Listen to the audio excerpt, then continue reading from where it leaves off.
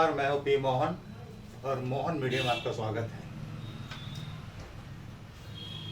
आज हमारे एक टॉपिक चल रहा है नया, हेलो डॉक्टर।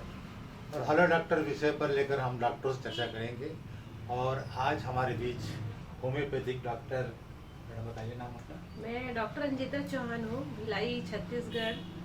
और मेरा क्लिनिक यहाँ Koka Road Shri Ram homeo clinic Hanuman Chowk में है। तो होम्योपैथिक के बारे में ये बताना चाहूँगी कि यह नेचुरल चिकित्सा पद्धति है। इसका कोई साइड इफेक्ट नहीं है और इस चिकित्सा पद्धति को अपनाकर सामान्य जो जन है वो अपनी बड़ी से बड़ी बीमारियों को ठीक कर सकते हैं। इसमें हम क्रिटिकल से क्रिटिकल केस जो कई चिकित्सा पद्धतियों में सॉल्व नहीं होती और अनावश्यक समय और पैसा भी लोगों का बर्बाद होता है, तो मैं जैसे बताना चाहूँगी सोरेसिस है, सफ़ेद दाग है, कैंसर है, अपना ये है सिकल सेल एनीमिया है, बवासीर है, पाइल्स है। और स्त्रियों के बहुत सारे ऐसे रोग होते हैं जैसे गर्भाशय का ट्यूमर है, स्तन का ट्यूमर है। और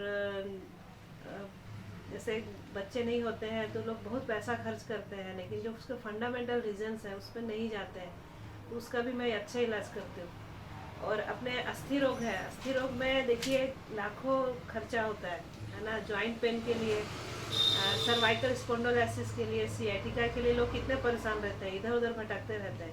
लेकिन होम्योपैथिक में इसका बहुत सुंदर इलाज है और कोई साइड इफेक्ट नहीं है। हाई बीपी है, अपना अस्थमा है, शुगर है और एलर्जिक जो रोग होते हैं है ना, ये हम लोग बहुत वंडरफुल तरीके से ठीक करते हैं विदाउट एनी साइड इफेक्ट।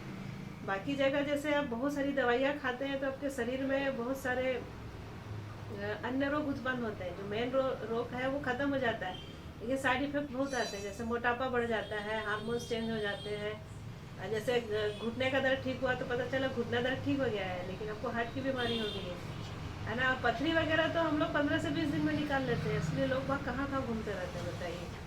और अपने जो जेनेटिक कोड डिफेक्टेड केस हैं वो भी बहुत अच्छे ठीक होते हैं। जैसे कि ये है मस्कुलर डिस्ट्रॉफी है, मंगोलिज्म चाइल्ड है, ये बहुत अच्छे ठीक होते हैं। और स्नायु रोग हैं जैसे मिर्गी है, हिस्टीरिया है और हकलाना है और बेल्स पेलेसी है, टेट्राप्लेजिया है।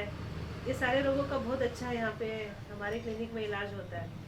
और होम्योपैथिक जो है इसमें जो ड्रग्स होते हैं बहुत नेचुरल तरीके से यूज़ होते हैं।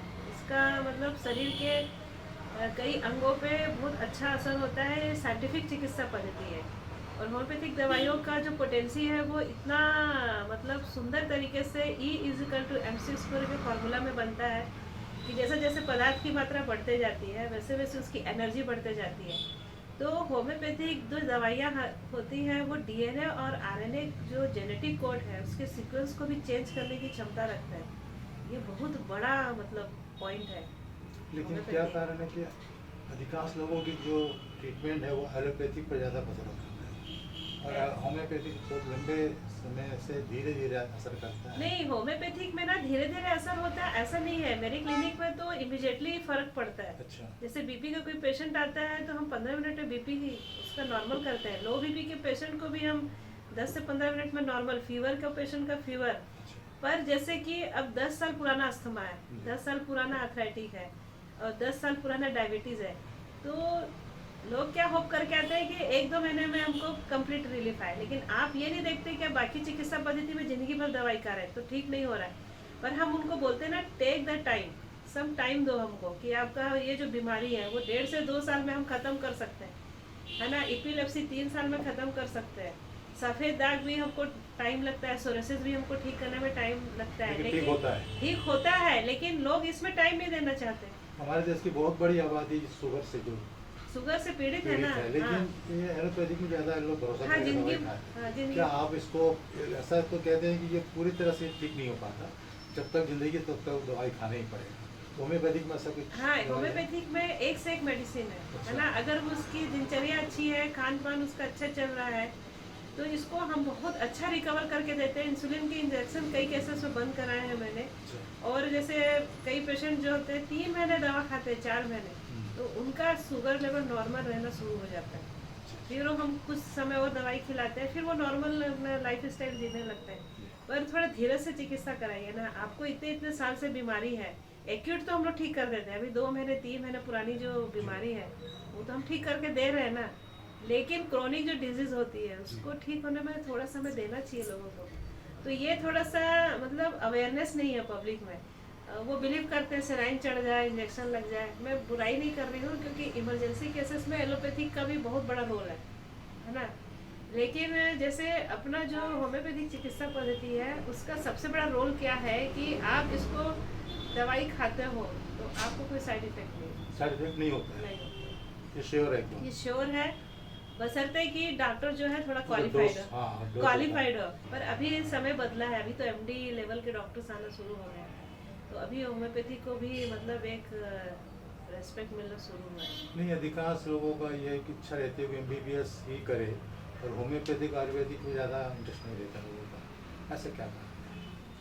वो इसलिए भी है क्योंकि एक जो एलोपैथिक सेटअप को गवर्नमेंट ने क्या दिया हुआ है, पूरा सपोर्ट दिया हुआ है। आपको जगह जगह एलोपैथिक हॉस्पिटल, एलोपैथिक डिस्पेंसरियाँ मिल जाएंगी, एलोपैथिक के डिग्रियों के बड़े बड़े कॉलेज मिल जाएंगे आपको। जैसे वेल सेटअप होम्योपैथिक हॉस्पिटल, जबकि होम्योपैथिक हॉस्पिटल होते हैं, मैंने ट्रेनिंग ली है ना। पूना में, पिंपरी में बहुत बड़ा होम्योपैथिक हॉस्पिटल है, एशिया का सबसे बड़ा होम्योपैथिक हॉस्पिटल है, 14 मंजिल का। ये कहाँ पर है? ये पिंपरी में, कहाँ पर? डॉक्टर निकम का। पिंपरी कहाँ पर था? ये पूना में पड़ता पूना में। है ना। और भी साउथ में है, बॉम्बे में भी है, कैंसर हॉस्पिटल है, साउथ में भी है हॉस्पिटल। लेकिन बहुत बड़ा हॉस्पिटल 14 मंजिल का जो है वो पिंपरी में है, डॉक्टर निकम का। वहाँ से मैंने ट्रेनिंग ली है, फ्रेंड से मिलता है।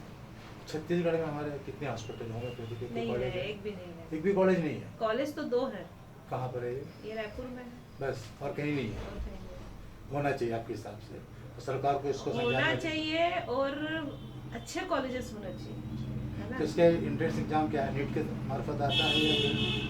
इसके होते हैं जैसे हाँ, नीट के माध्यम से भी जाते हैं, कुछ सीटें वहाँ से होते हैं, प्राइवेट भी लोग एडमिशन। फिर इसमें बहुत ज़्यादा खर्चा है।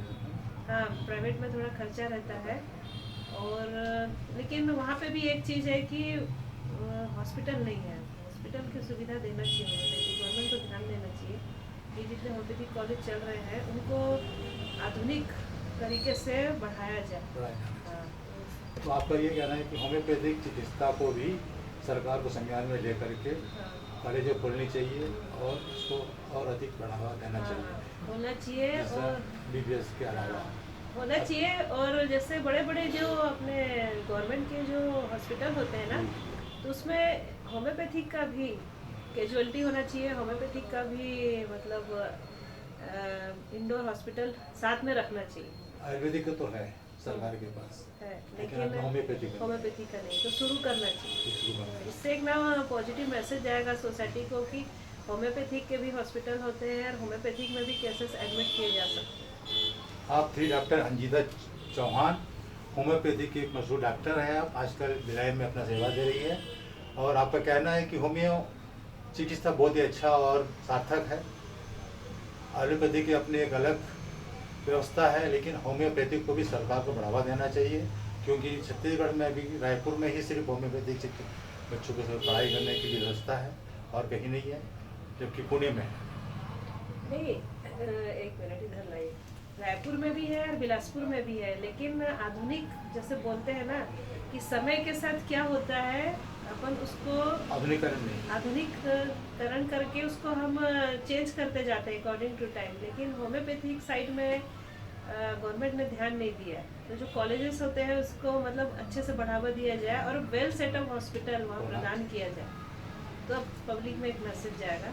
क्योंकि पूना में जो सबसे बड़ा, एशिया का सबसे बड़ा होम्योपैथिक हॉस्पिटल है, वो एक उदाहरण है कि होम्योपैथिक हॉस्पिटल हो सकते हैं इतने अच्छे से, तो देना चाहिए संज्ञान में। ये हमारा कार्यक्रम था हेलो डॉक्टर, और हेलो डॉक्टर सीरीज में हमने आज डॉक्टर अंजिता चौहान से मुलाकात की और अगला एपिसोड हम किसी डॉक्टर से मुलाकात करेंगे। नमस्कार।